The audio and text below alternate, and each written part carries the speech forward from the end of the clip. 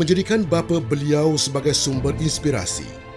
Tokoh ini merasa bertuah dilahirkan sebagai anak seorang pendidik yang telah mentarbiah dan mencorakkan dirinya seperti yang dikenali hari ini.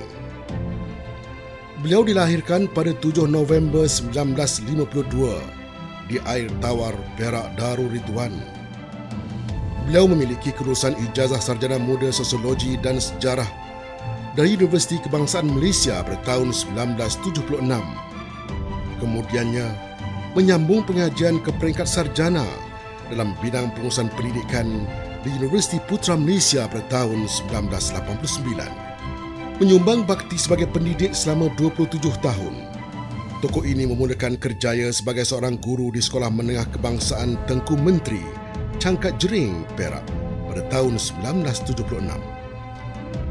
Beliau kemudiannya bertukar ke beberapa buah sekolah di sekitar negeri Perak dan sepanjang perkhidmatan, beliau sentiasa menunjukkan komitmen yang tinggi dalam melaksanakan amanah dan bersedia menghadapi sebarang cabaran.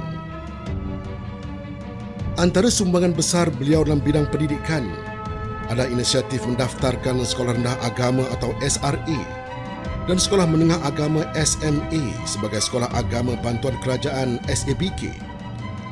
Beliau juga turut terlibat dalam mengkaji dan menaik taraf Peperiksaan Sijil Tinggi Agama Malaysia atau STAM setaraf dengan Sijil Tinggi Pelajaran Malaysia ataupun STPM. Ketokohan, kepimpinan dan kepakarannya dalam bidang pendidikan telah melayakkan beliau dilantik sebagai Ketua Pengarah Kementerian Pelajaran pada tahun 2007 sehingga 2010 serta menerima pelbagai anugerah. Sesungguhnya, hikmat bakti beliau dalam pembangunan ummah amat wajar diberi pengiktirafan. Justru, jawatan kuasa pemilihan tokoh sempena Majlis Sambutan Maulid Rasul peringkat Wilayah Persekutuan telah bersetuju untuk menganugerahkan kepada Yang Berbahagia Tan Sri Datuk Haji Alimuddin bin Haji Muhammad Dom sebagai tokoh utama Maulid Rasul peringkat Wilayah Persekutuan bagi tahun 1444 Hijri bersamaan tahun 2022 Masihi. Umat Islam di negara kita ni, khususnya ibu bapa, memberi perhatian yang lebih kepada pendidikan anak-anak. Diberilah perhatian kepada anak-anak dari segi pendidikan, menyediakan kemudahan-kemudahan, buku-buku, majalah, akhbar, sediakan di rumah supaya anak-anak dapat membaca. Dan insya-Allah kalau semua ibu bapa menaruh harapan yang tinggi kepada anak-anak ini apabila membesar nanti mempunyai ilmu pengetahuan dan seterusnya dapat membantu keluarga, masyarakat dan negara kita.